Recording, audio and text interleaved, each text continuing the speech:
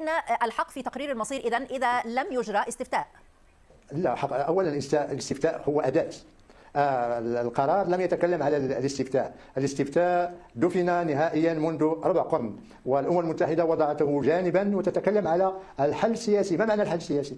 الحل السياسي هو حل توافقي مقبول من جميع الاطراف، وممكن يعني على اساس ان الاطراف تتفق على كيف سوف يكون هذا الحل. طب خلينا نتحدث عن الاطراف. هذه البوليساريو يعني عندما رحبت بالقرار لكنها قالت انها لا تزال متمسكه بفكره حق تقرير المصير، ثم هناك من وجد في فكره التفاوض بدون شروط مسبقه كما يقول القرار ايضا يعني تناقض اخر، هو انه تحت فكره الحكم الذاتي تحت السياده المغربيه. اذا هذا شرط مسبق في حد ذاته ترفضه البوليساريو. حق البوليساريو ترفض، ولكن الحكم الذاتي في اطار السياده المغربيه الان صار قانون، صار في اطار، صار تبناه مجلس الامن، ما بقاش فقط يعني طلب مغربي.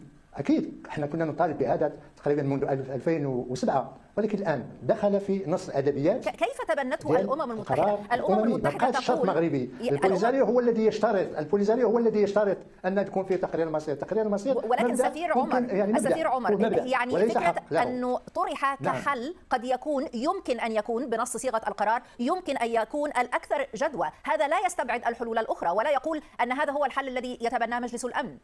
ولكن لماذا لا يتبناه مجلس الامن ما دام هو يقول يعطيه قوه قانونيه وقوه ولكن هل هو الحل الوحيد؟ باعتباره انه هو الحل الوحيد الذي ممكن ان يطبق، وليس حلول اخرى او افكار اخرى ممكن ان تطرح على الطاوله وتناقش. لماذا مفردة يمكن اذا؟ لماذا مفردة يمكن ان يكون او ان يشكل الحل الاكثر جدوى؟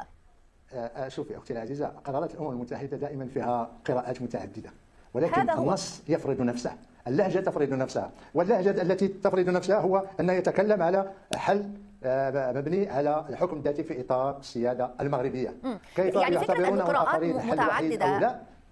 وأنت أدرى مني، يعني تصاغ القرارات أحيانا بشكل فضفاض عمدا لكي تخضع لتفسيرات متباينة ولا يلزم مجلس الأمن نفسه بتفسير واحد. يعني إذا كان هذا هو الحل الوحيد لقيل في القرار هذا هو الحل الوحيد، هذا لم يحدث. قيل او لم يقال، كل القرارات كما قلت واكرر عندها قراءتها، كل واحد من المنظار ديالو الخاص، ولكن الاساس العمق هو ان الحكم الذاتي ولا شيء غير الحكم الذاتي هو الذي سوف يكون فوق الطاوله. الحكم الذاتي تكرر 6 مرات.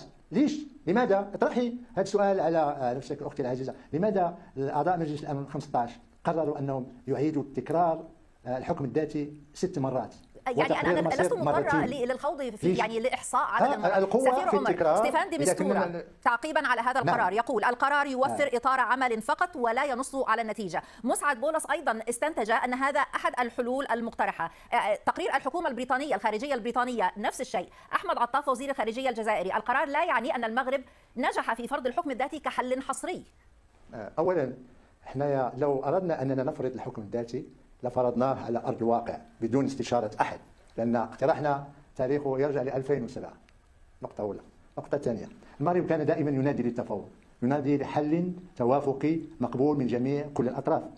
ثالثا، المغرب ملتزم بالعمل تحت مظله الامم المتحده. رابعا، تكلمتي على الاستاذ دي مستورة، هذا طبعا ماشي تفسيره، لانه هو كما تعلمين مسير ومفاعل وليس مفاوض ولا وسيط، فما يمكنش لي انه ياتي قبل ما تبدا المفاوضات ويقول هذه هي قراءتي. عنده الحق يتكلم للصحافه، ولكن احنا غير متفقين مع هذا النص. المهم هو ماذا سوف تنتج عنه المفاوضات بين الاطراف. اذا كان عنده الاطراف عندها اي شيء، الجزائر، بوليساريو، موريتانيا، فالطاوله المفاوضات هي المكان الانسب وليس في الصحافه. طبعا الصحافه بعض المرات عبارات تخرج على السياق ديالها وتعطى لها تفسيرات غير التي ارادها اولئك الذين نطقوا بها.